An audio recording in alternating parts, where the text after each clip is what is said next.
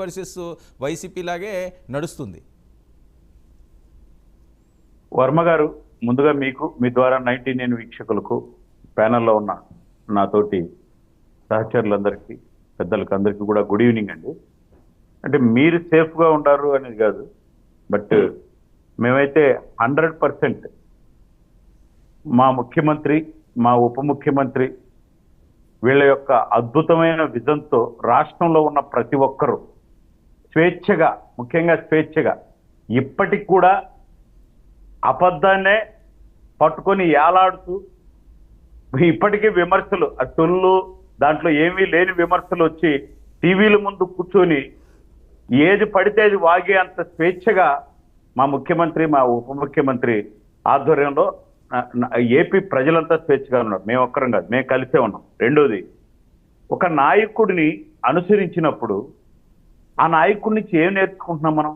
ఆ నాయకుడికి అది ఏరా నదా తెలియదు, బుడమేర అనేది ఏరా నదా తెలియదు, దానికి గేట్లు ఉన్నాయా లేదా తెలియదు, గండిపడ్డం అంటే ఏంటి, దాన్ని ఏ విధంగా నివారించాలో తెలియదు. ఇప్పుడు మాట్లాడుతున్నారు అందరూ, ముందే ప్రభుత్వం హెచ్చరిస్తేనే. నేను ఒకే ఒక్క నిమిషం, సీఎం గారి సొంత జిల్లా ఉమ్మడి కడప జిల్లా రాజంపేటలో అన్నమయ్య డ్యాము ఓ 10 సార్లు అధికారులు హెచ్చరించారు.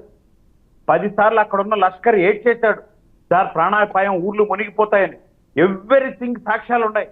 కానీ ఆ ఇసుకలో ఉన్నటువంటి కొన్ని వందల వాళ్ళ లారీల కొరకు జేసీబీలు, మిషన్లు, ర్యాంపులు కొట్టుకోపోతాయని, ఇంకా కొద్దిసేపు చూద్దాం అని మ్యాన్ మేడ్ మిస్టేక్ తెలిసిపోయింది. అక్కడ జరిగి ముందే చెబితే ప్రభుత్వం తీసుకోలే.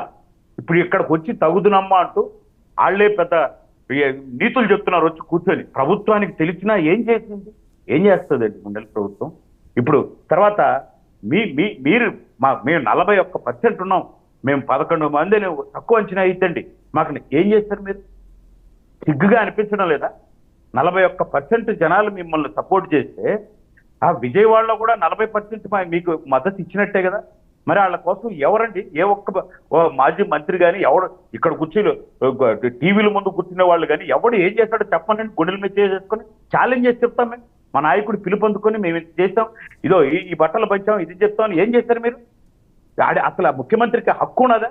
అక్కడికి వచ్చి 4 పేపర్లు పట్టుకొని ఏం మాట్లాడాలో తెలియక విలేకరుల మీదకి ఎగురుతున్నాడు. మీరు ఇలాగైతే నేను వెళ్ళిపోతాను. ఎందుకు వెళ్ళిపోతాడండి? మాజీ ముఖ్యమంత్రి నాగేంద్ర గారు, ప్లీజ్. సారీ, మాజీ ముఖ్యమంత్రి గారు పచ్చ పాస్పోర్టు